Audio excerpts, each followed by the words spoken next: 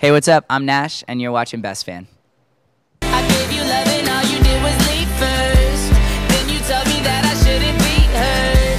I tried to hide it, but it couldn't be worse. You broke my heart, now like I was this t-shirt. So to think of something on like a fun note, back to your video for Something. When you guys filmed the epic vacation video for that, I'm so curious, what was the funniest part of that trip? Do you have any memories that come to mind that was like really funny that you can share? Yeah, we had a great time in Hawaii, and it's been so long since that I don't really have anything specific. But it was beautiful, and I love Hawaii, and I can't wait to go back. Yeah. So you just released your album, We. I did, yeah. And honestly, I think it was the perfect time to release it just after the new year, when people are feeling kind of hard on themselves. It's a very relatable album. I absolutely love it. Thank you so much. And Thank you, I appreciate that. And now you're on the Broken Hearts Club tour. We are, yeah. What is the experience you want fans to have when they come to this tour and when they listen to the song? When people hear the Broken Hearts Club and then come out to the tour, I want them to feel a little bit less alone, because the Broken Hearts Club is a place where the lonely make the lonely feel less lonely. So the purpose of the Broken Hearts Club tour and why we recreated the video for the stage is so that we can bring people into our world and they can forget about whatever it is they're worried about or feel fearful of or anxiety-ridden from the outside world with, a lot like myself, and we can come in here and we can feel together, because if we feel together, we'll feel better. And since we're from BestFan, we want to know, what is your New Year message to your fans? A New Year message to my fans is every single day when you wake up, think of 3 things you're grateful for. It helps me a lot. It's just a suggestion, but I also started charging my phone in the living room as opposed to next to the bed. That's been super helpful, because it doesn't sit there for me to pick up first thing in the morning.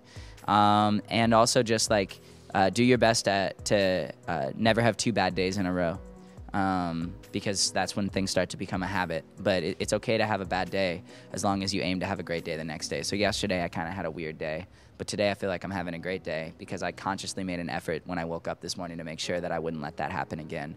And so my goal for 2019 is to never have 2 bad days in a row, and by the end of the year, feel baseline happy. So because we're from BestFan, we want to know kind of like the stories behind these songs. I've picked out 2 and picked out some lyrics from 2 of your songs to get your thoughts on, I don't know what comes to mind when you hear those particular lyrics. So the first one would be from your song Insane. So the lyric goes, and then the feelings come and go and pass in waves, and I can feel myself start to get swept away. I guess if your heart can break, then your head can do the same. It's hard to explain. What comes to mind with that lyric? That when I do it live, I say, but I know you get it. Because like when I made that song, that's how I was feeling. But now when I play it live, I know that I'm in front of 600, 1,000, maybe tens of thousands of people, eventually hundreds of thousands that understand that feeling. And so much of the album is about heartbreak, but that song deals with headbreak.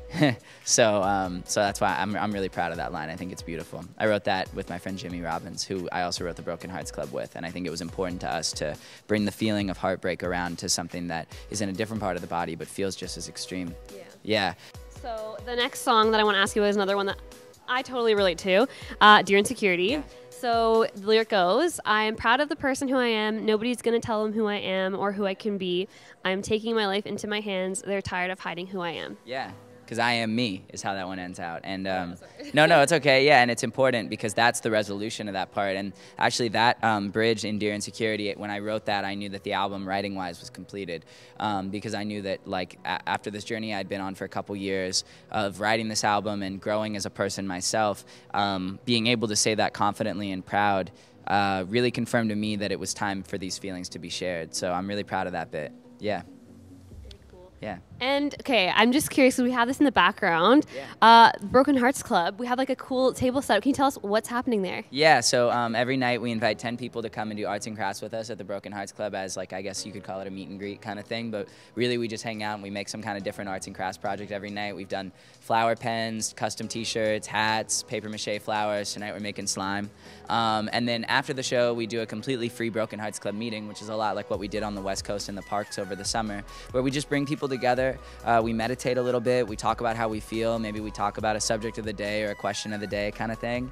And then I come out and hang, and we give passes out throughout the night for people that just seem particularly excited or maybe need that extra little bit of love or an extra hug or something like that. So we, you know, it's just at random, but it's been awesome. And that's definitely my favorite part of the night is the post show, just hanging out with everybody and getting to give a bunch of hugs. Yeah, it's beautiful. That's so cool. And you guys come up with the idea for that craft like totally in advance, or like is it the day of? Yeah, we came. Well, the individual crafts day of were all premeditated, and then we like have done them every night. My assistant Ethan and my manager Rosabelle came up with most of the actual craft ideas because I'm not necessarily the craftiest person, which helps other people feel like they need to be less crafty because I'm not coming out the gate like, wow, I got all these on lock. But the idea to do the arts and crafts thing was just something we came up with on the last tour when we were out with All Time Low. We just thought it'd be really cool to do kind of more of a hang, and so we all hang out for an hour, we all drink water together and make something beautiful. You know, happiness is success to me, and so then I'll feel successful, and all of that comes from being in a positive peace of mind state. I love that. We'll definitely try to incorporate that in our days. Yeah, totally. Thank you so much for hanging out with us. Yeah, It really of means a course. lot. And guys, make sure you listen to his new album, It's amazing. Here with Nash, I'm Sharon Bhella signing out. And whoa, the whole world would probably sing along. But wouldn't you rather have something that matters with